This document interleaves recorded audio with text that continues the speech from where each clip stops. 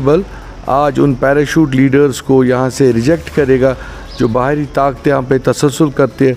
पहले तो सिर्फ नेशनल कॉन्फ्रेंस के लोग हमें बाहर से आते थे, अब तो पीडीपी ने भी यहाँ के जो लोकल लीडर्स थे हमारे पीडीपी के, उनको इग्नोर करके दूसरे किसी कॉन्स्टिट्यूंसी से उठा के बंदे को यहाँ खड़ा कर दिया। और ऐसे ही एनसी में भी कुछ लोग थे जो एक पोटेंशियल लोग थे जो यहाँ गांदरबल की रिप्रेजेंटेशन कर सकते थे, उनको इग्नोर करके उन्होंने गुपकार को ही तरजीह दी कि जो लंदन से कोई बंदा जिसको नशोनुमा लंदन में हुआ उसको क्या पता गांदरबल में क्या प्रॉब्लम। उमर अब्दुल्ला का एक स्टेटमेंट सामने आया, उन्होंने आपको तनकीद का निशाना बनाया, कहा कि शेख इशफाक जबार ने गांदरबल के लोगों के साथ धोखा किया। ये जब भी मेरे पास आते थे अपनी बात करते थे, आवाम की बात कभी नहीं करते थे। कैसे देखते हैं आप इस स्टेटमेंट? अगर मैं फेल रहा तो मैं आपसे वादा करता हूँ, अगर मेरे में कोई भी गलती हुई मैं सियासत से ही दस्तबरदार हो जाऊंगा। लेकिन उमर साहब को ऐसे मिसलीड नहीं करना चाहिए, तो लोगों को ऐसे गलत बयानी और कसम खा खा के वो कह रहे वल्लाह वल्लाह इशफाक ने वो मुझे ऐसे कह रहा था वैसे। उनके वर्कर्स ओपन चैलेंज करते हैं कि अगर हमारे साथ लोगों ने कुछ किया तो हम कत्ल भी कर सकते हैं किसी का। अब तो इशफाक जबार को भी डर लगता है कि जैसे मेरे वालिद को शहीद किया गया, कहीं ये मुझे भी न मरवा दे। पीडीपी ने कहा था कि सेल्फ रूल घर घर नौकरियां, वो तो कभी पूरी हुई नहीं। नेशनल कॉन्फ्रेंस ने कहा था एटॉनमी, जो उन्होंने उमर अब्दुल्ला साहब की मिनिस्ट्री पे सरेंडर की। उन्होंने कहा था जिस घर में नौकरी नहीं है वहाँ नौकरी देंगे। उमर साहब ने कहा था मैं गांदरबल में एक घर बनाऊँगा, मैं हफ्ते में 2 दिन यहाँ बैठा करूँगा, वो कभी चीज़ें वो हुई नहीं। तो अस्सलाम वालेकुम, इलेक्शन बज़ 2024 ENN न्यूज़ की खुसूसी पेश के जामिन पीरज़ादा के साथ आप देख रहे हैं। इस प्रोग्राम में सियासत की बात सियासतदानों के साथ हम करते हैं। आज के जो मेहमानी गुफ्तगू है किसी तारुफ के मोहताज नहीं है, साबिक MLA गांदरबल से शेख इशफाक जबार जी। आपका बहुत बहुत इस्तकबाल इस प्रोग्राम में। शुक्रिया जामिन साहब, आपका भी शुक्रिया। शेख साहब, आपसे जानेंगे 10 साल के बाद असेंबली इंतखाबात होने जा रहे, तो कैसे देखते हैं आप? जी, ये एक वेलकम स्टेप है और लोग खुश हैं और हम लोग भी खुश हैं कि लोगों को एक अपनी चुनी हुई सरकार मिलेगी जिसमें अपने नुमाइंदे को वो चुन सकते हैं। और जो यहाँ पे एक ब्यूरोक्रेसी ने पूरा इस सिस्टम को यरगमाल बना के रखा हुआ है, जिस तरीके से यहाँ पे आउटसाइडर्स ने अपना पूरा कब्ज़ा जमाए रखा है, कहीं ना कहीं लोगों को इससे बहुत बड़ा एक राहत मिलेगी और लोग अपनी बात अपने नुमाइंदे के पास रख सकते हैं और उनके हल के लिए आगे वो चलाएंगे। और ये ही एक जमहूरियत का एक बहुत बड़ा एक खूबी यही है कि जो एक जिससे अपने वो नुमाइंदे को जो भेजेंगे चुन के और वो लोगों की बात आगे सरकार तक पहुँचाएगा और वो हल के लिए कोशिशें की जाएगी। आप JKUM जमात को गांदरबल में कहाँ देख रहे हैं, कितनी मजबूत है? इंशाल्लाह बहुत मजबूत है और ग्रास रूट पे हमारे जो वर्कर्स हैं वो बहुत तनदेही से काम कर रहे हैं। जो हमारे साथी है वो बड़ी मेहनत और लगन से काम कर रहे हैं।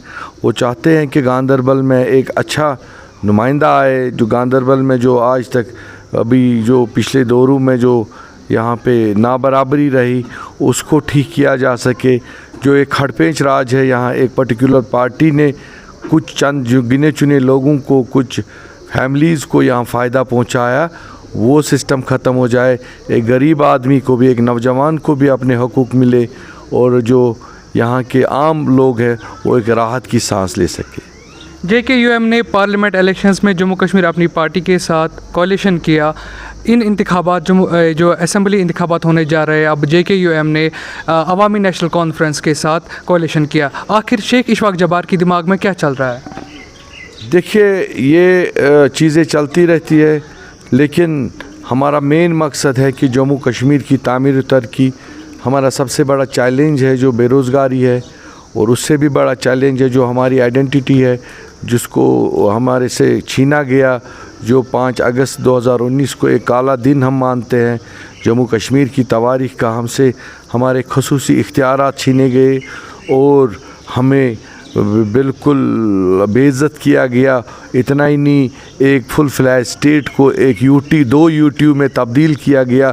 हम चाहते हैं कि वो चीज़ें हमें वापस मिले, हमारा स्टेटहुड वापस रेस्टोर हो जाए, हमारी आइडेंटिटी हमें रेस्टोर हो जाए, हमारी डिग्निटी हमें रेस्टोर हो जाए और यहाँ पीस हो, प्रोग्रेस हो, प्रॉस्पेरिटी हो, हर किसी को यहाँ मौके मिले रोज़गार के, डेवलपमेंट के और तहफ़्फ़ुज़ मिले हमारे माँओं बहनों को। हमारी यही कोशिश रहेगी जो प्रिजनर्स है, जो जेलों में बंद है, उनको हम लीगल एड प्रोवाइड कर सके। इनके लिए हम एक यहाँ पे एक 24/7 एक सेल खोलेंगे। रोज़गार के मौके हर किसी को मिलने चाहिए, उसके लिए भी हम यहाँ पे एक सेल खड़ी करेंगे ऑनलाइन, जो उन पे रजिस्टर्ड करेगी हमारे नौजवानों को जो पढ़े लिखे हैं, एजुकेटेड है, अनएम्प्लॉयड है, उनके लिए हम रोज़गार के वसाइल खड़े करेंगे। यहाँ पे उनको हम यहाँ पे जॉब के एवेन्यूज़ हम प्रोवाइड करेंगे। तो बहुत सारे नए चीज़ें हैं जो हम इंट्रोड्यूस करेंगे।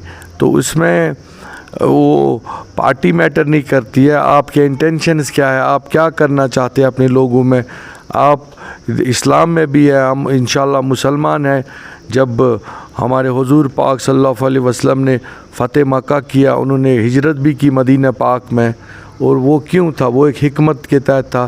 फिर उनको सबसे ज़्यादा जो उनके साथ ज़्यादती की वो अपनों ने की, लेकिन फिर आखिर उन्होंने फ़तेह मक्का किया, उन्होंने कुफारों के साथ मुआहिदा भी किया। वो एक हिकमत अमली थी।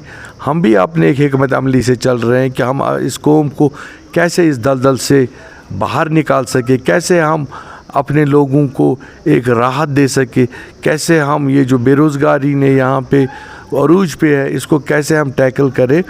तो इसमें आपके इंटेंशंस गलत नहीं होने चाहिए, आपके इरादे गलत नहीं होने चाहिए। बाकी आपको आगे चलना है, आपको इस कौम को बचाना है, अपनी नौजवान पौध को तहफ़्फ़ुज़ देना है, कश्मीर को बचाना है, हमें अपने माँओं बहनों की इज़्ज़त को तहफ़्फ़ुज़ करना है।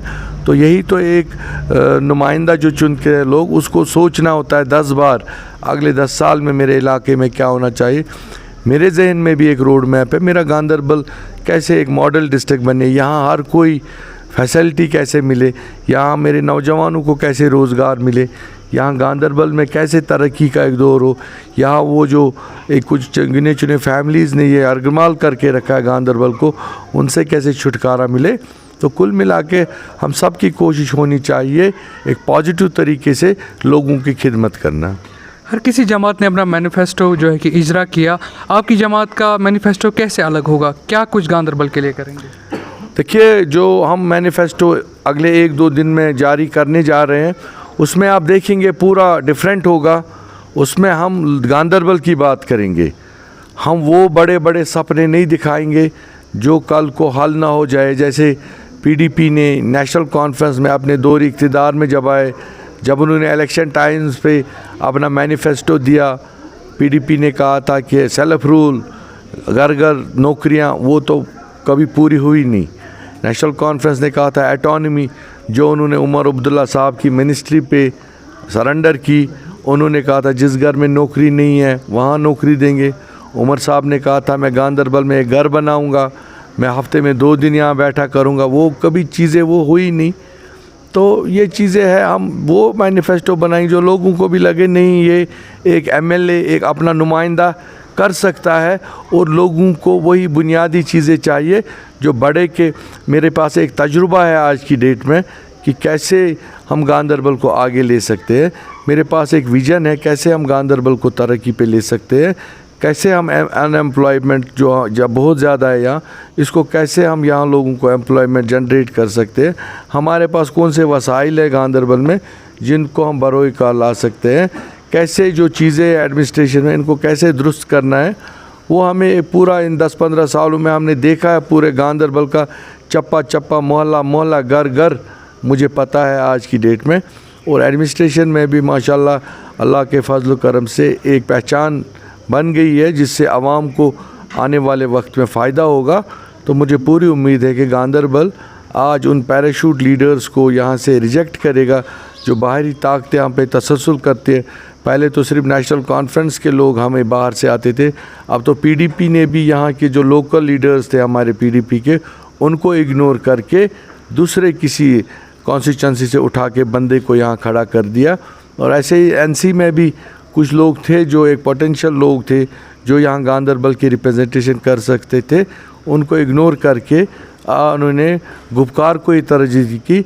जो लंदन से कोई बंदा जिसको नशोनुमा लंदन में हुआ, उसको क्या पता गांदरबल में क्या प्रॉब्लम है, यहाँ कौन से इश्यूज़ है, यहाँ कौन सा हमारा कैसे होगा।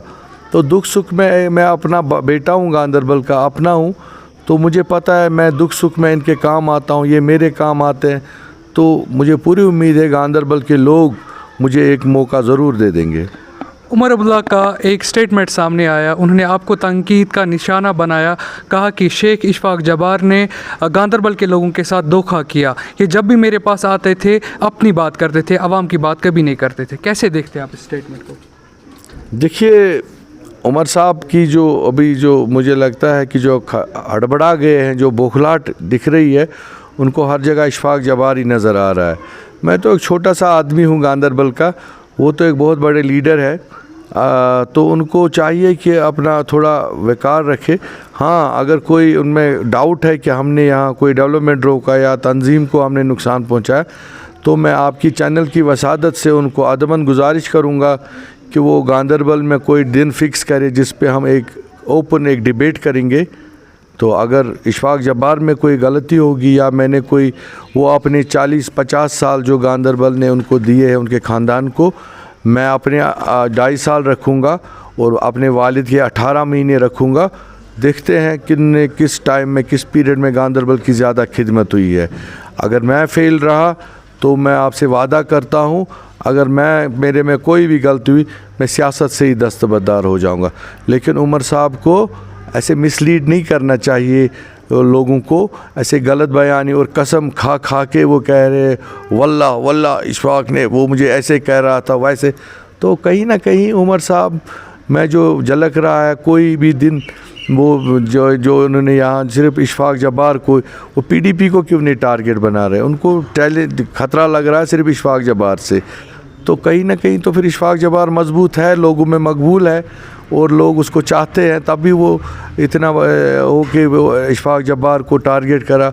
और इतना ही नहीं, आज तो उनके लोग मारने पे आ गए हैं। जैसे उनके वर्कर्स ओपन चैलेंज करते हैं कि अगर हमारे साथ लोगों ने कुछ किया तो हम कत्ल भी कर सकते हैं किसी का।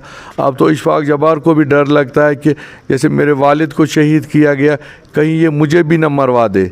तो ये तो एक बहुत बड़ा, मुझे भी अब अपने अंदर आदमी तहफ़्फ़ुज़ फील कर रहे, ये कातिल लोग हैं, पता नहीं ये कहाँ से इनकी चैनल्स है, कहाँ से ये बीजेपी के साथ कनेक्टेड है, कहाँ से ये क्या करेंगे। क्योंकि उमर साहब ने खुद अपनी तकरीरों में कहा कि मैंने दिल्ली में कोई ऐसा बंदा नहीं है जो मुझे नहीं जानता है, जो मेरे से वाकिफ़ नहीं है, मुझे इशफाक की क्या ज़रूरत थी। फिर इट मीन्स कि वो हर जगह कनेक्टेड है, चाहे भाजपा के लोगों के साथ, चाहे बाकी लोगों के साथ, तो वो किसी भी हद तक जा सकते हैं। तो ये भी मुझे अपनी जगह डर है कि कहीं वो इशफाक बोलते बोलते कहीं वो मेरे वालिद की तरह मुझे भी ना कोई नुकसान पहुँचाए। आखिर मैं आपसे सवाल पूछूंगा, ये सवाल मैं हर किसी सियासतदान से पूछता हूँ। लोगों की ये शिकायत रहती है कि वो कहते हैं कि जब हम किसी नुमाइंदे को चुनते हैं तो उसके घर में हमारे फिर दरवाजे बंद हो जाते हैं, हमारा कोई काम नहीं करते हैं, वो हमारी बात नहीं सुनी जाती। तो कैसे देखते हैं आप? देखिए, ये आप गांदरबल के आवाम से पूछ सकते हैं। मैंने पूरी अपना टाइम गांदरबल के आवाम के लिए वक़्फ़ किया है। मैं दिन रात इनके साथ रहता हूँ और मैं शहर में नहीं रहता हूँ, कहीं दूसरी जगह नहीं रहता हूँ, गांदरबल के अंदर रहता हूँ। सुबह रात के 10 बजे 11 बजे तक मैं लोगों से मिलता हूँ यहाँ पे, और सुबह के टाइम भी सुबह सवेरे ही लोग यहाँ आते और मिलता हूँ। तो चाहे हालात कैसे भी रहे कि या चाहे यहाँ हालात ख़राब रहे या ठीक रहे, लेकिन मैं कभी अपने घर से नहीं निकला हूँ। एज़ एमएलए भी मैं यहाँ रहा और उसके बाद भी, और 2019 के बाद जब सारे लीडर्स कोमा में चले गए थे, इशफाक जब्बार ही वो वाहिद बंदा था जो लोगों के शाना बशाना साथ रहा उसके दुख दर्द में। इसलिए मैं ज़्यादा बदनाम हूँ, इसलिए वो चाहते हैं कि इशफाक जब्बार ने अब ज़्यादा पार फैलाने लगे हैं, इसके पार हम कैसे काटें। नंबर 2, उन लोगों ने कभी गांदरबल की लीडरशिप को कभी आगे नहीं दिया, खुसूसन नेशनल कॉन्फ्रेंस ने। अब तो पीडीपी भी करने लगी है। उन्होंने हमेशा डिवाइड एंड रूल की पॉलिसी यहाँ अपनाई है।